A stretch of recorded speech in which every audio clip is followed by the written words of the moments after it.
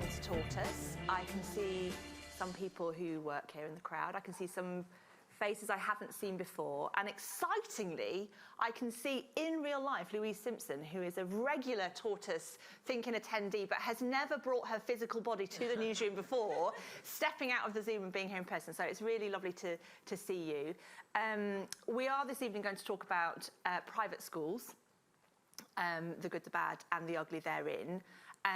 But just in case anybody is aware of the news, things are happening in the outside world of some interest to lots of us.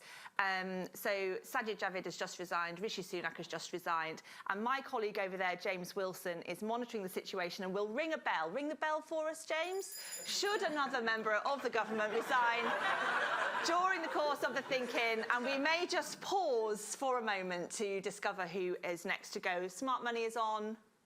I'd say Nadeem Zahawi. Nadeem Zahawi. It looks like Ben Wallace and Liz Truss, two of potential favourites in the leadership. Okay. Staying. Okay, Ben Wallace and Liz Truss so far looks like they're staying. So we'll just kind of roll with it and see what happens through the course of the hour. For those of you that have been to a ThinkIn before, you know this bit. For those of you who are new to it, we are going to try and hear from as many people in the room as we can during the course of the conversation. We are joined by, in the room here, Fiona Millar, and then Lisa Kerr, I think, is online. There you are, Lisa. Hi. She's up there in beautiful Scotland from Gordonson. So I'll bring in Fiona and Lisa to get us going. Before we start, could I please get a quick show of hands? Who here, well, let's start. Is anyone here currently at school? We're all old people, fine. And who here went to a private school? A fee-paying school? Wow, okay. So that might even be more than half. Put your hand, just so I can compare, put your hand up if you didn't, if you went to a non-fee-paying school. Okay, so it's quite even, actually. Quite even. Look at John Hill at the back.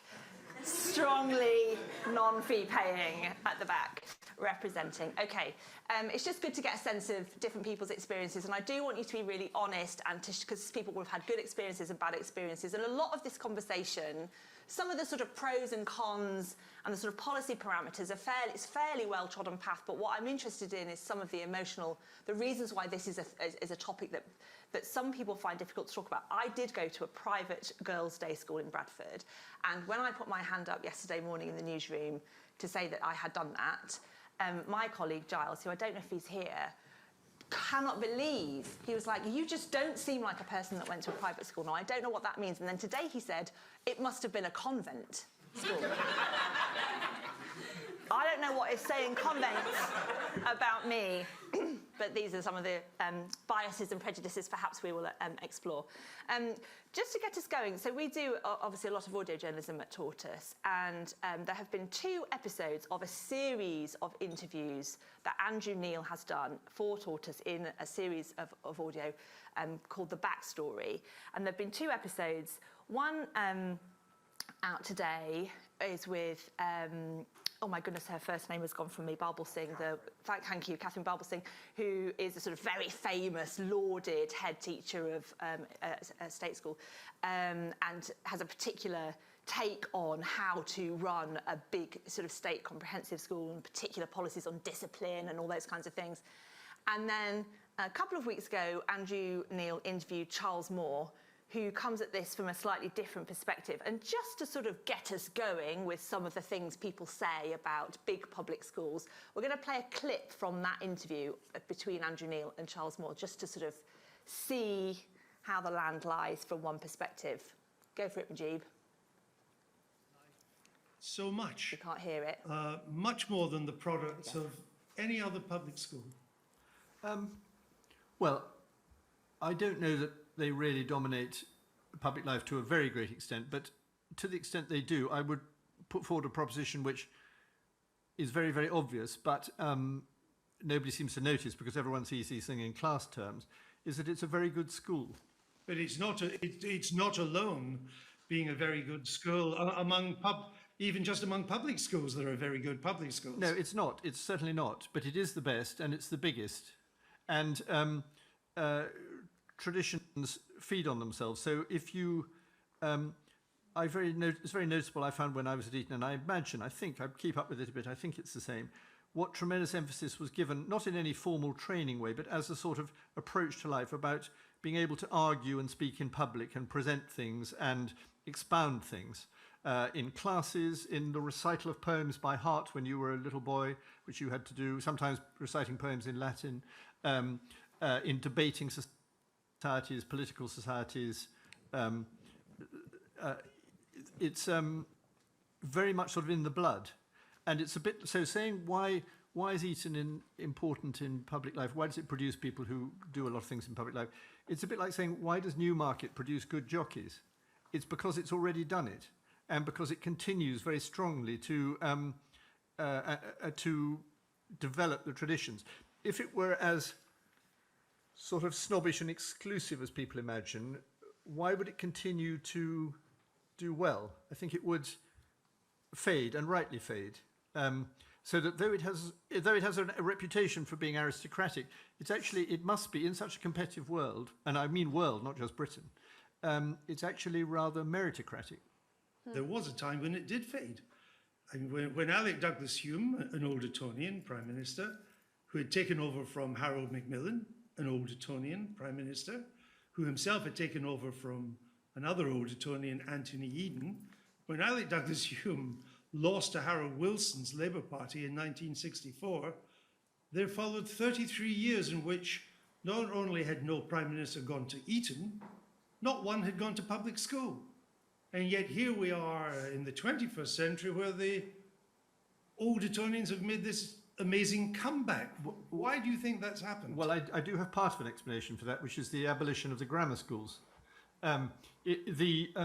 When I was at university in the late 70s, we were just switching over to having pupils from comprehensive schools rather than grammar schools. And we were also switching over to have more women at the university, which was grossly in favour of men at the time in terms of the balance. And these two things meant, because obviously more working class women were even less likely than working class men to go to university at that time.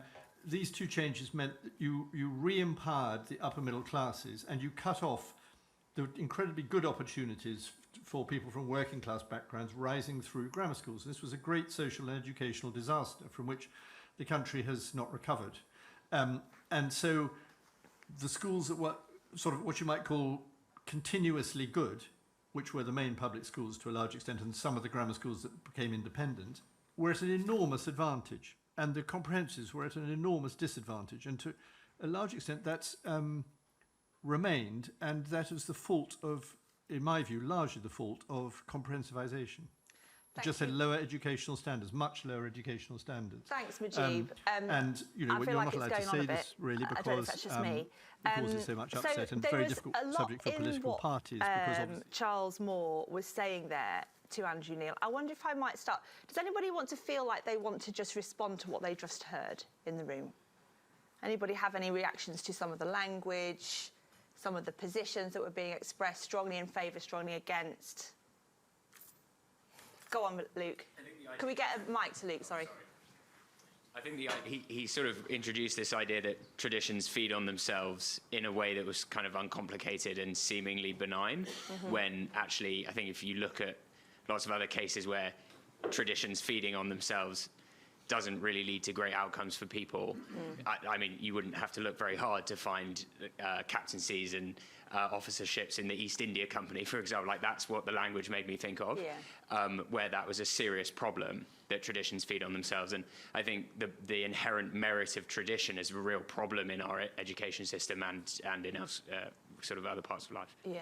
I think that's interesting. I'm going to go to Lisa Kerr. Now, Lisa is the principal of Gordonston. Gordonston is a very famous, sort of storied private school up in Scotland, where Prince Charles was at as a boy in 1960s, I guess it would be, all that time ago.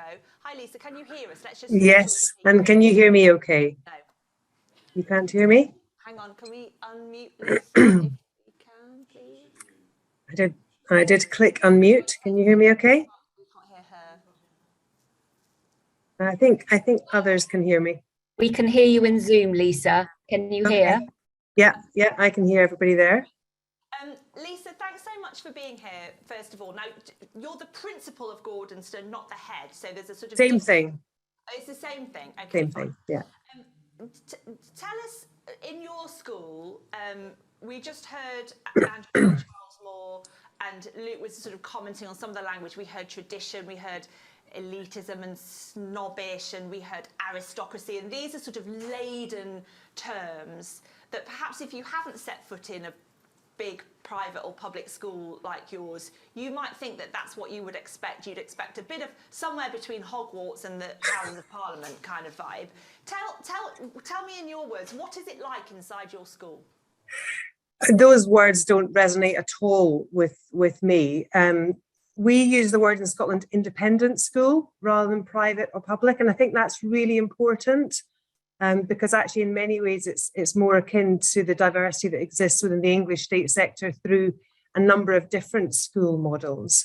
Gordonston, despite its famous name and the very inaccurate and misleading and mythical portrayals of it in the media, is actually a really progressive modern school and has been since its foundation in 1934. It was founded by a refugee who fled Nazi Germany, having been imprisoned for standing up in the face of fascism. And he came to this really beautiful part of Scotland and established a school in between the mountains and the sea, where he wanted to pioneer a different kind of education, a kind of education where we weren't just focused on great exam results, although we obviously think those are really important because they're a real ticket for the next stage in your life, but actually where the development of character was as important. And we do that at Gordonston through, I'd say, two key things. Firstly, having an incredibly diverse pupil body. So we have more than 40 nationalities in our school. More than a third of our pupils receive financial assistance to attend. And going right back to the very beginning, even when Prince Philip was our 10th pupil, he himself obviously a refugee when he came here, he was learning, even though he was a refugee from a royal family, he was learning alongside children of local fisher families. And that diversity of student body is maintained today. You overlay onto that diversity of student body probably the world's broadest curriculum. So at Gordonston, every student not just has a full academic curriculum, but is, as Kurt Hahn, our founder, would have said, impelled into experiences involving regular expeditions, sail training, the performing arts, and vitally for us, service to the community. So Gordonston, for example, has its own active fire service. If you dial 999 in this part of Scotland, it could be a Gordonston pupil that comes with our own fire engine as a fully trained firefighter to support you. So for us, the flexibility to develop this unique curriculum has been incredibly important, but we also think it's been really beneficial to wider society, because from Gordonston has sprung the Duke of Edinburgh's Award, through which millions of people around the world have experienced this form of character education in one way or another. And we're really well connected with our local community. Murray without Gordonston would be like Murray without Baxter's or Walker Shortbread or some of the famous distilleries. We're really embedded in our local community. So I hope that gives you a sense of what makes Gordonston a really special independent school. It does. It's making me want to go. We do get quite a lot of requests for Gordonston for grown-ups, I have to say. Yeah, it sounds brilliant. Now, Fiona Millar, you've been writing about, thinking about, talking about, campaigning about education broadly for lots of your working life. And you listen to Lisa, who is obviously passionate about her school, and it's an amazing place and it's doing great things. Is it fair, is my question. No. Can I just say two things? Firstly, if Eton is such a great school, why does it produce so many terrible leaders? And if they teach people to learn things off by heart, why can't Boris Johnson remember what he did 2 years ago? I mean, he's already said that he couldn't remember whether he was told about this bloke who resigned.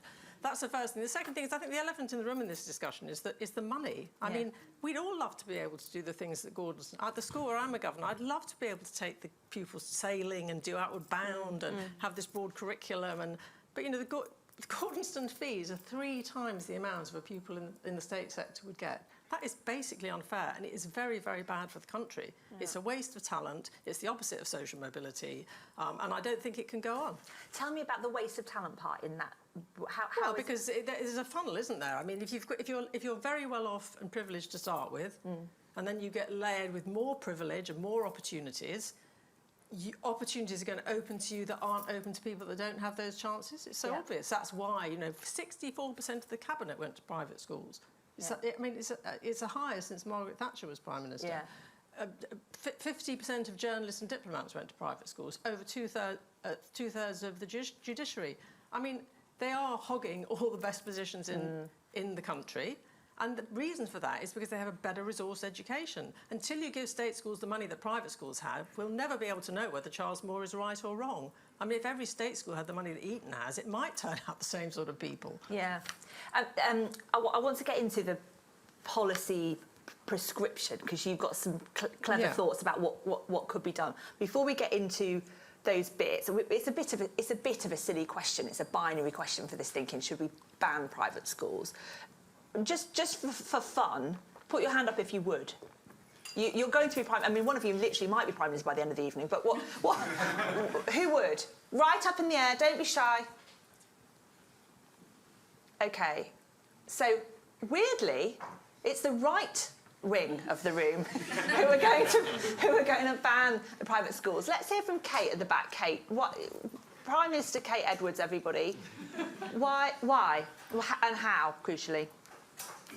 Oh, wow. I'm not sure about how, but to me, at this point in the thinking list, it just feels kind of, I just agree, it just seems unfair, and I just think it could, if that all of that wealth and all of that investment and interest was redistributed in a different way, surely that would just be fairer in the most simplistic sense. And that's kind of where my thinking is at on it. I just can't really see how you can defend institutions that inevitably become elitist, and as we just heard, the discrepancy between the experiences is surely inevitably just going to stay large when there's such a disparity of wealth behind them. I think the way I battle with this, and maybe Lisa could respond, is that I've no doubt that Gordonstoun does wonderful and amazing things, and that the experience of being in that school is fabulous, and probably the benefit to the local community is amazing. But on aggregate, when you add up the whole system, how sure can we be that the existence of it is a net positive for everybody? That's the part that I struggle with. Lisa, can you afford, in your job of making, your job is to make Gordonstoun as good as it can be, can you afford to think about the sort of aggregate impact to society on the existence of schools like yours? I'm not sure that's the job of heads. I think that's probably the job of policymakers. I mean, my daily job goes beyond thinking about my own pupils, because we are a school with service at its heart. But I think there are so many ways in which life and the world is unfair. And it seems to me that removing the choice of parents to decide how their child should be educated would be removing one of the most fundamental human rights that parents have. And there are so many ways in which parents choose to support their child, whether you choose to buy a house near a top state school, whether you choose to invest in tutoring or violin lessons, which we know that participation in music has a huge impact on attainment. So should we ban those things as well? Go on then. Let's go to Louise. Let's pass to Louise the mic. Hi, I would ban them. I would ban private schools by elevating the level of state schools. So in other words, everything becomes equal. But rather than going down, go up. And how would you do that? Well, spend more money. I mean, I don't know. Sorry, I don't use a bit rude. But I mean, how much would it cost to pay to teach everybody, to give them 3 times the amount of money? Simple as that. Literally as simple as that. So Fiona, the argument that is level back by those who strongly believe that the existence of private schools is typically hinged around choice. Now, a sort of not a sort of middle tier private school fees would be what, 25, 30 grand a year per child, and then the top ones up to, I don't know, 50, 60. I don't know who has that kind of money, especially when you've got more than one child. It's not really a choice for most people. It's not really an option for most people. But what are the economics, broadly speaking, if, what is it, 600,000 kids in private education were catered for? Like, is it literally ×3 on the education budget now, and that's how you fix the problem? It can't be that simple, surely. Well, it would be a massive investment to increase the funding per pupil to, say, £11,000 a year, which I believe it is for a day pupil at Gordonston. £11,000 a term at Gordonston, so over 30,000. I mean, that would be a massive investment. That is one way of doing it. But I agree. I think abolition is not going to happen. If you were starting from year zero, you would not invent a system where already privileged people could buy their children competitive advantage in this current political climate, because everybody's for social mobility, everybody's for levelling up, everybody's for, you know, opportunity apart, possibly from Jacob Rees-Mogg, another old Etonian. But it's a very Victorian idea that you have an elite strata in the education system. But we are where we are. The legal obstacles are significant. The political obstacles are huge, and I think the education system, the state education system, is facing massive problems, particularly post-pandemic, and that would be a priority. I mean, any government coming in and saying we're going to abolish private schools would just be sucked into a sort of vortex of horror with the press and everything. That said, I think we have to do something. We can't just stand back and let this situation stay as it is. So there are some things you could do with the taxation regime, with charitable status. And the more I think about it, I just think you've got to tackle the university entrance.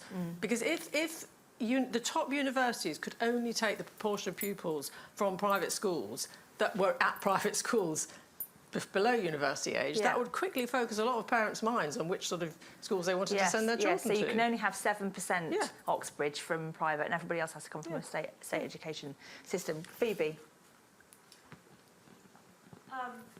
So I'm going to come in with some data, because this is a point that Chris Cook used to work for us and flagged me to, and showed me a study that was on talking about education, especially moving into university studies, on how well private school children did at university.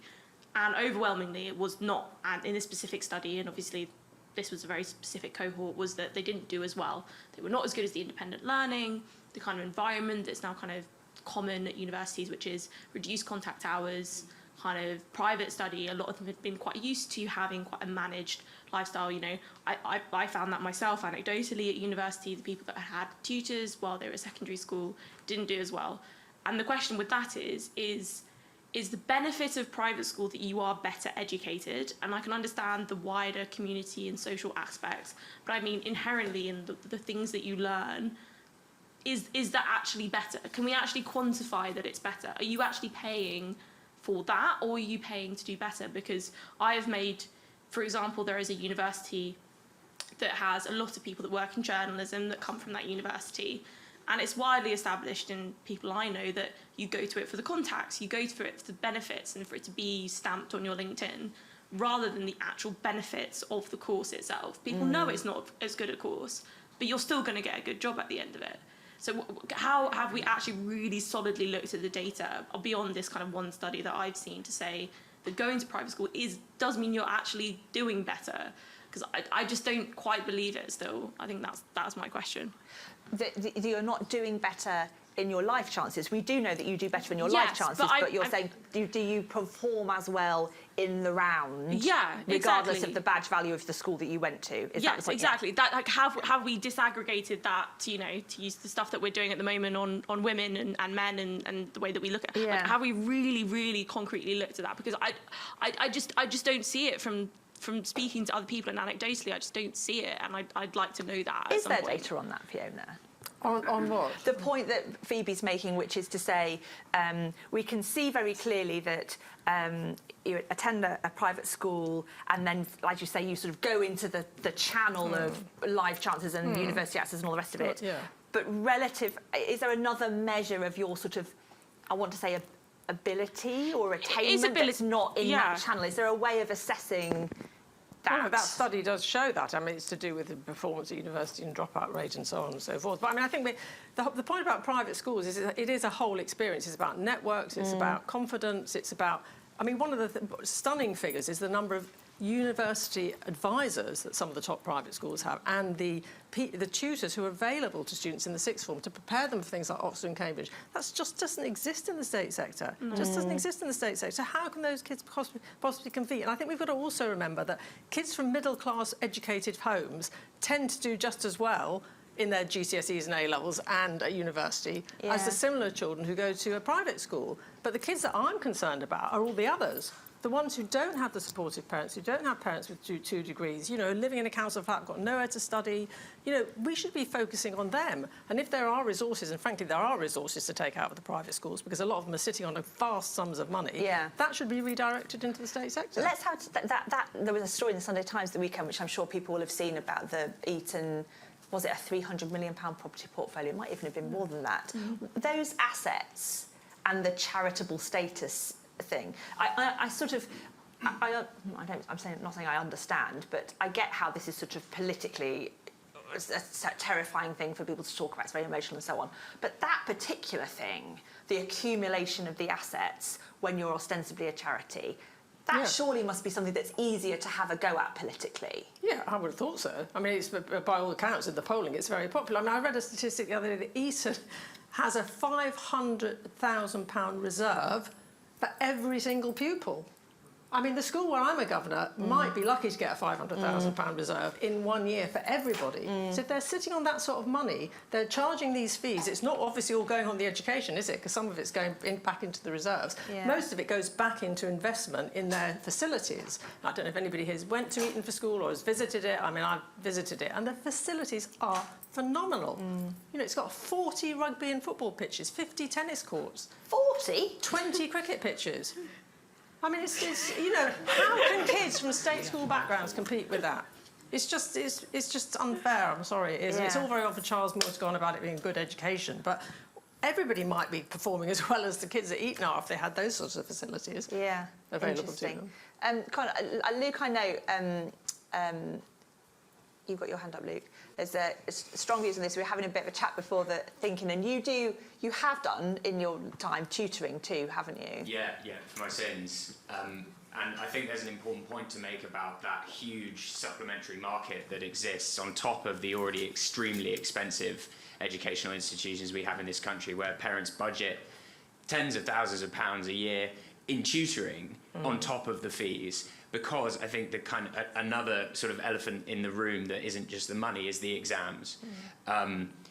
Children go through only a handful of threshold exam events in their life, and you can say what you want about the ability to go to art exhibitions and museums and play cricket and go swimming and stuff, but the things that eliminate you from participation in society here are exams. And for the most part, I think it's egregiously unfair that we prepare children very differently for exams on the basis of money or their ability to pay. The reason I didn't put my hand up saying, oh, we should ban private schools is that I don't have as much of an issue with being able to pay for differential experiences. I really have an issue with being able to pay for differential preparation for exams, and that happens all the way through. And I think if we could disentangle the two, more closely standardised preparation for exams as different from what we've typically thought of as extracurricular activity, and I know they sort of bleed into one another, I'd be much happier with the situation we have now, because it's the situation we have in the rest of everything, which is that people can pay for better and bigger and more versions of things if they have more money. But when we do the education summit, for example, Luke, a big thread in all of those conversations is always the exams are the problem. We should just get rid of the exams. If you train people to the test, you're kind of not teaching children to think for themselves and all of that. So your prescription is sort of accepting that the exams are the thing and designing the education system to level the playing field, given that's the reality. Is that the best? Yeah, I think that might be one of the ways to make it more obvious that we haven't until now, or we aren't up until now, being fair about what we think attainment actually is. Yeah. We kind of treat exam results as a reflection of something meaningful, but what we did when we came up with public examinations was we made the measurable thing the important thing, not the important thing measurable. And that's a really important distinction, because actually we've got lots of people who, as I said, are eliminated from society, eliminated from participation in all sorts of things, because they didn't have this one sort of specific type of attainment, as we put it. And it links very closely to the tutoring, because you don't get tutoring and you don't pay tens of thousands of pounds for tutoring to make your kid more well-rounded. You might say that's the case. You get it for the common entrance exams, you get it for GCSEs, you get it for admissions to top universities. Yeah. That's why they pay, and those are all exam thresholds. Yeah. Maybe there's a bit for experience, but I think all it would, to start out, it would involve looking at how different schools prepare kids for exams. I think the ICB pretest would be a good example, because in some state schools, they won't even tell kids that it exists when they're entitled to take it. And they're entitled to be prepared. In some private schools, they will pay for them to have practice papers. And that's a huge bifurcation, and it starts when you're 9. Interesting. I'm going to bring in some people. There's a very lively chat. For those of you in the room you can't see, there's a lot going on. I'd like to bring in some perspectives from people who are watching at home. Maybe Beth Wilson. Are you there, Beth? Let's see if we can bring Beth in, who is a primary school teacher in Stoke-on-Trent. If we can find Beth Wilson, is she there? Hi, yes. Hello. Hi, Beth. Trying to put my video on. There we go. Hello. So you're a primary school teacher in a state school, I think. That's right. Yeah. What do you make of all that? I mean, I think mainly in the context of the conversation, we're broadly talking about secondary schools rather than primary schools. There are obviously also private primary schools too. What do you make of all of this? Where do you come at it from your Well, I chipped in at the point when the idea of choice was suggested, which it's just an irrelevance, as I said on the chat for those who can see it. In our school, we've got parents choosing whether they eat breakfast or dinner. Yeah. The idea of paying for an education just doesn't even come into it. It never was. It was never on the table. I'm talking about parents here where both parents are working. You know, for those who know, Stoke-on-Trent has not come out of the depression of the 80s, never mind anything else. So just the suggestion that it's a choice, I find morally offensive, personally. Do you, as a teacher, have you always worked in the state sector? No, I did do a short time in a private school locally, which I completely agree with Luke. That was the first time I saw anybody being prepped for a common entrance, and they had been being prepped from reception. Yeah. From reception right through. I'd been a teacher for 15 years at that point, and I'd never even heard about that. Interesting. Thanks ever so much, Beth. It's nice to hear from you. And then I wonder if I could hear from John Edward, if John is there. I think John is in Scotland and is going to correct some of the figures I've used and terminology and things. Hi, John. Hello. Can you hear me okay? Yeah, I can. Are you involved in schools and schooling in Scotland? I am, yeah. Tell us what you do and what we've got wrong so far. No, so I run the representative body for all the non-state schools in Scotland. So all the mainstream independent schools plus a couple of dozen additional support needs schools, neurodiverse schools, 2 Muslim schools, 1 Jesuit, a whole range. And is the Scottish education system different from the English education system when it comes to the distinction between in Scotland independent and state? Yeah, I mean, it's obviously different because education's always been involved in Scotland. But yeah. I mean, this distinction about public schools doesn't really ring any bells to anybody from up in Scotland. In the same way, there are no free schools, no academies, no state boarding in Scotland. So you basically got a clear separation between comprehensive schools and independent schools funded in whatever respect, either through fee income or by, as I say, by the Jesuits or the Brethren or whoever it might be. But also politically, it's very different because at the birth of the Scottish Parliament, they set up a charity test that was specifically targeted at independent schools that they had to meet to demonstrate public benefit and make sure that public benefit outweighed private benefit, which I think is quite an important distinction when people are talking about the wider benefits. And what that's led to, and this I think is a debate that England needs to have, is that means-tested fee assistance is the default for any money that schools give out in Scotland. It's not about scholarships that go to the gifted or whatever. If you're going to give money out, it has to be means tested. And most schools I speak to prefer to do that to the 80 or 100% eligible candidates, rather than pushing those who need 20% of assistance. So basically, quotes, middle class people who just get a little push over the top. It's actually looking at the people who genuinely, for whom this is an entirely different experience. And so, John, that policy has been in place since when, did you say? When did that rule? So the Charities Act came in 2005, and the other thing that we've had since then, and that was specifically for the 50 schools in Scotland, not any other charities. And since then, not only is there a public benefit test, but the public benefit, the assistance that schools got to deliver that public benefit has also been removed, because schools were charged 100% business rates as of April. So they're not-for-profit bodies, but they have to charge commercial rates. So in that time, since 2005, that's a lot of kids have gone through the system and out the other side. So you must have quite good data. I was taken when Lisa said a third of the kids in Gordonston are on some form of financial assistance. I'm guessing that you can see now the difference in the mix of the pupil body in schools because of that. In the time of devolution, the number of pupils independently educated has barely changed, fluctuated up and down a couple of hundred, depending on the sort of the state of the world. In that same time, means tested fee assistance has more than trebled. So it's almost on a par now with what universities give out in state money to bursaries in Scotland, which means that socioeconomically there must be a change within the system, because it's very strictly policed in terms of means testing. So you don't get a means tested assisted place if you're somebody who can afford to send your child there anyway. Yeah. What's interesting in all of this, if we're talking about education, is that in all of that process, attainment hasn't wavered at all.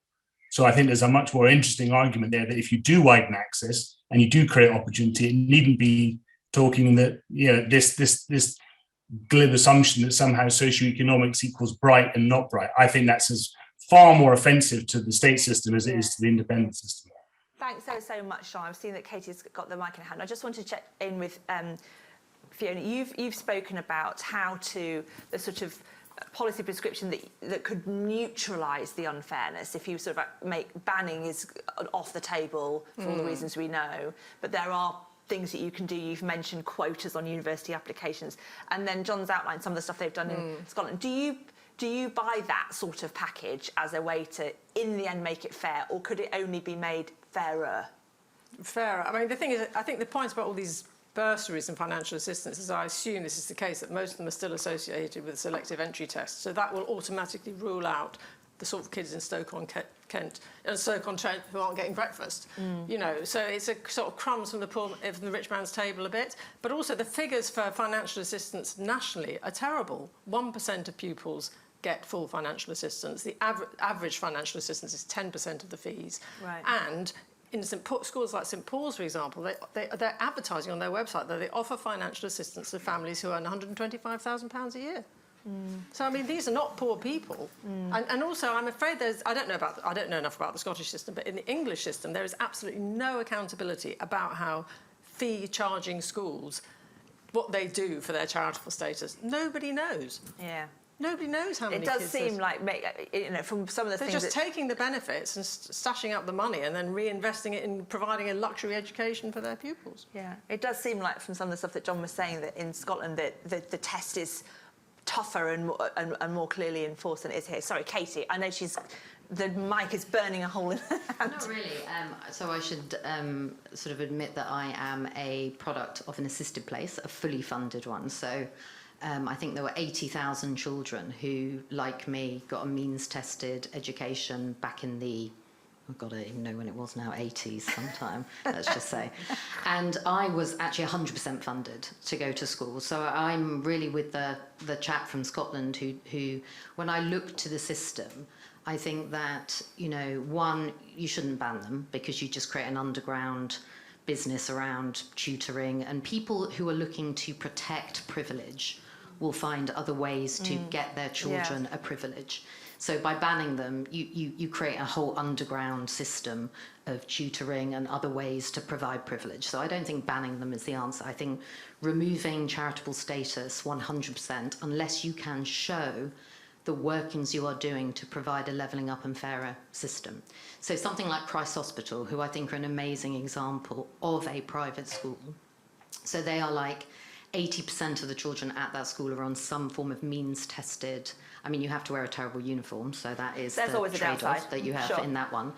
But I just think back to my schooling, and it was an experiment, and it was shut. It was shut in 1995. I think it was around for 10 years. But I think, you know, I had 100, you know, my mother was single mother, fully on welfare, 100% of the fees paid, 100% of my uniform, my train to get there, everything, which meant that I was able to get an education that would not have been available. Now, if you actually you get rid of the charitable status, if there is not shown to be a system like, say, Christ Hospital, 70% plus of children at Christ Hospital are on some form of bursary, and they have a sort of means-tested thing. It doesn't go up to £120,000. I think it stops at £80,000. But at £80,000, you might get 20%. But actually, the majority of children there are on full bursaries. Now, they have a lot of wealth that they use to fund that. So to your point about how to use the wealth. So I would make them more transparent and make them show the workings and get rid of the charitable status. Yeah. So in the check shirt, I can see you nodding vigorously when Katie was speaking. Hiya, what's your name? My name's Chris Wraith. Hiya. I full disclosure, I went to a Catholic school. Yeah. So, a state school? Or? A state school, yeah. yes. So my view is that there's no benefit in banning the private schools altogether. I would totally agree with Katie and everybody else on that one, because there will just be other ways of finding that privilege. So the policy answer of making sure that the information about how the funds are spent is made available to everybody, but also that the access to university, I thought, was a really good point as well. This is something that I believe has changed over the last few years. There used to be a lot of widening participation programs at universities that sort of reached out to all of those folks who wouldn't otherwise have thought of going to university, and as my understanding of it is that the funding for those programs has been drastically cut over the last 10 years, and that kind of obviously has a huge negative impact on the diversity of folks who do get the opportunity to experience a university education. Yeah. So, I totally dropped that on you. I'm sorry. I do sometimes spring on you, but thank you very much for your comment. I'd just like to ask a question. Oh, yes, sorry, you've got your hand up. If we pass it along here. I wonder, just while we get the mic, do people... So I'm mindful when I'm recruiting, I don't recruit that much anymore, just the nature of my job. But when I'm recruiting, I would actively avoid an Oxbridge applicant because I sort of think they don't need me to be the one to give them the job because somebody else probably will. I don't know if and I don't know that you can see it in the data now, these types of things, which is, or, if you come in with a, Eton and then Magdalen College PPE, that's at disadvantage, and you're called, Charles Conkington Smythe or something, that's it ends up being a disadvantage. Do people buy, is that actually true? Or not true, or do we just not know? Is it gone? Do you think so or not, Phoebes? I think there's probably a bit of truth to that, because but I also think that the point there being that as someone who was rejected from Cambridge, same, don't worry. But I think there's a good point on education, university more specifically, because I think it's quite easy to separate out education into early years. I think there's some really good conversations this morning, for example, on the difference between Scotland and England early years, which I had no idea about. The number of, and separating it out into each process. And I think Luke makes a good point on the fact that exams kind of thread all the way through. University exams are completely different. It was a joke in the office. There's some people here who did go to Oxbridge and some people who didn't. I can't think of our education at university being more worlds apart, I got some really great experience working on student newspapers. That's great. And there's lots of ways that is useful. But I think coming out of it, I've seen it as a benefit. I've seen it as a way of being like, look, like I really put myself out there. Yeah. I didn't rely on this. That said, I know a lot of people who it's taken me a minute in the media, and they definitely go to Oxbridge. And I was still kind of shocked. So I'm sure there's sectors of the world where that's not so. Yeah. But I think, for example, PPE, definitely. Walk into SW1 and ask that question. Yeah, no thanks. Yes, hiya. What's your name? Elliot. Hi, Elliot. I was just going to say, I think a lot of the conversation has been based around access and financial access to private schools, but doesn't that rest on the assumption that having schools that are better than every other school on the whole, potentially, and having students, even though if their financial situation would normally mean they can't get there, able to go there, is that really, on the whole, an equitable system generally? Surely, you know, the brain drain that causes to communities where you have, you know, a really good school not in your area and all the people from that area, regardless of their socioeconomic status, leaving that area and going to that school and becoming one cohort together, that seems quite excluding in itself. Surely, you know, if you have communities embedded in their local schools, regardless of their attainment, across the board, surely that would be a fairer system generally. Katie? And then I think, did you have your hand up too? Okay, we'll come to you in a second. I think that's a good point. But I would also say it depends what you value in a society. So for me, I mean, give me a plumber, give me an electrician, give me people, like the people that actually I value the most in my life and I pay the most out to are people that actually our education system doesn't actually support. Like if we were in Germany right now, we'd be as excited by people going to technical colleges. What we seem to be talking about is a very academic view of education. I know the point about exams, that is true, but I think we have to value a broader set of skills as well. So I think there's another side to this as well, which is not just the sort of, if you think about everything leading to one path, which is a university path, and that is the path, then I think that we're broken already. We're not going to be able to fix education full stop. Yeah. Because you have to think broader than that, right? So quite frankly, I mean, my plumbers, my electricians are the people that I would like more of in my life, because they're the hardest people to find, you know, trained, you know, like that is not, we're not providing as much, I think, equitable value in jobs. So start with the system almost, and then you reflect it back on education. We're all talking about university here, like that's the path.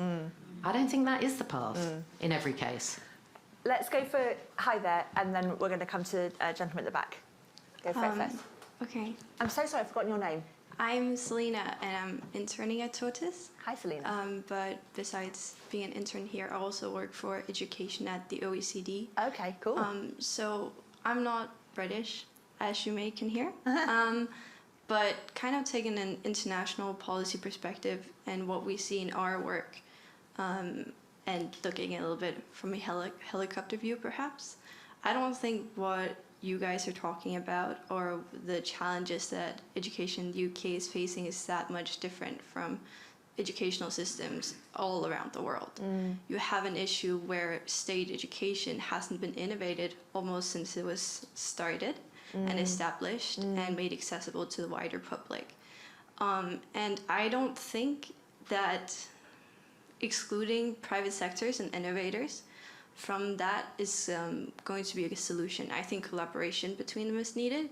When you do curriculum reforms, both on a domestic and international level, what you often look at is experimental schools and innovative schools, experimental curriculums and so on. So making space for that is really important. I think what has been pointed out very well is that educational inequality is the true issue here. And a part of that is exactly as has been said, the funds, but also the social reproduction that is the spillover of having money, and how that manifests simply in things that are very hard to measure, such as if I have a family that has the time to watch the news and have political conversations with me over the dinner table. When someone at an interview asks me about something political, you can talk about I can easily talk about that because that's a dinner conversation for me. But if my parents aren't at dinner, or they don't have time to watch the news all the time, or there isn't any dinner in your house, or there isn't any dinner, then those conversations are simply not natural to you. So those kind of social reproduction patterns is what education is supposed to counter, not enhance.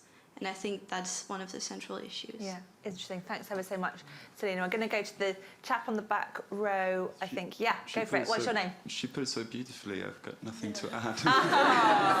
Well done, Selena. Thank you so much.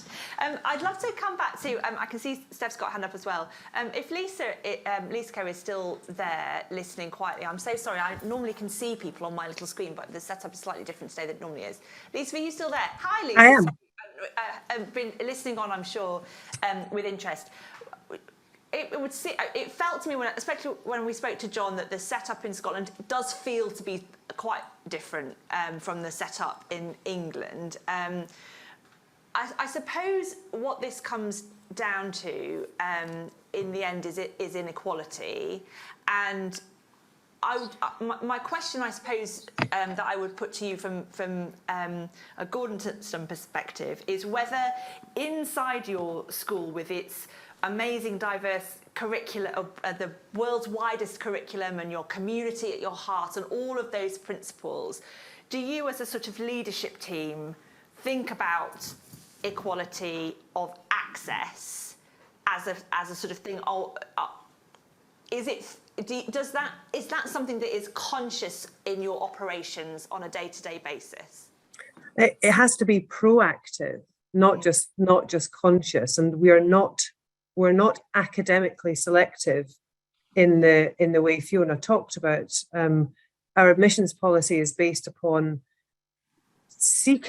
actively seeking out young people who will benefit from and contribute to the character education model that we are advancing, and I do think there's so much good stuff. I thought your intern spoke so beautifully. I'm really sorry I didn't catch her name because of the sound, and a lot of our international families say the same, and it's one of the reasons they come to independent schools in the UK. There's so much innovation that comes through the independence. Certainly in Scotland, it's the only way you can have this innovation is through independence. There's so much innovation that has been created in independent schools. And I just sort of think if we would spend even if we spent half as much time thinking about how bringing that innovation into other schools could benefit all young people, as we do using the abolition of independent schools as a proxy for some kind of equality, then I think we would raise attainment, we would raise experiences, we would raise access, we would benefit education so much better. I just think such a huge amount of time is wasted on this particular issue, which just goes round and round and round, because, as Fiona has said, you can't put the rabbit back in the hat, or whatever the analogy is. Maybe you wouldn't start from here, but we are here. So why not focus on the good and how to share the good, rather than saying it's not fair, therefore it should stop?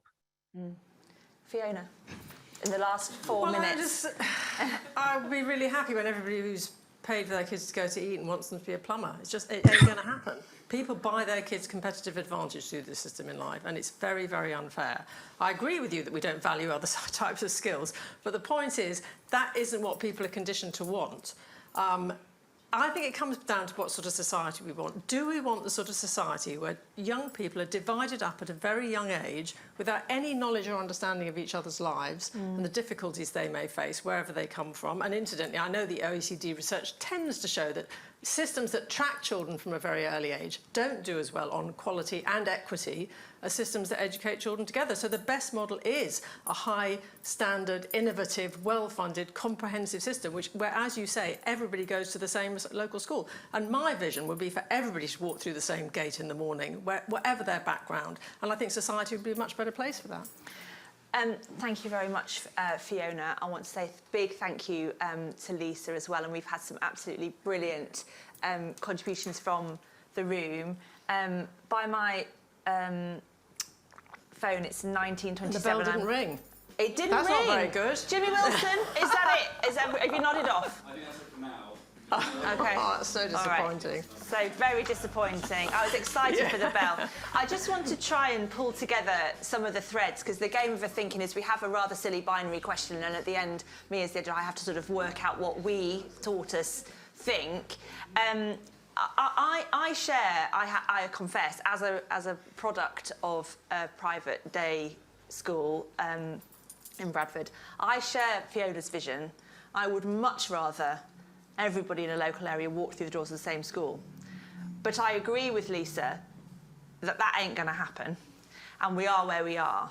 So I've heard some really interesting policy suggestions, and indeed active things happening in parts of the system this evening that I feel if we did adopt a slightly different, less us and them mentality and more, okay, how do we neutralise some of this unfair disadvantage, which I genuinely believe it is about unfair disadvantage, I think that things could feel rather different.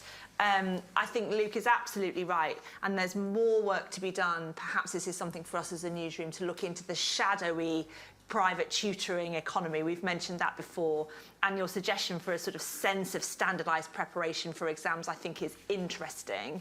I definitely think this sense of making schools work harder for their charitable status would seem to me to be an open goal that everybody can nod along to, whatever side of the fence you sit on. And with that comes transparency. I love Fiona's idea about quotas in the sort of real top-tier universities, just to make parents who are aiming for that specific narrow channel just stop and wonder whether perhaps the local secondary you may as well, and then you save yourself 450 grand or whatever to boot. And the phrase, though, interestingly, given what's happening in the government, that I will carry away with me in the back of my mind, which I think helps to explain why this conversation is so emotional and sometimes so frustrating and circular, was something that Katie said, which is, this is about people who want to protect privilege. This is why we are still here. And maybe another day we can come back and continue a conversation I once had over in East Castle Street a few years ago with Chris Cook, who Phoebe mentioned, and another Tortoise member, where they were arguing between themselves as to whether the Swiss Army knife of levelling the playing field in terms of social equality and access was abolition of private schools or 100% inheritance tax. And with that bombshell idea, I leave you for the evening. Thank you so much. Thank you.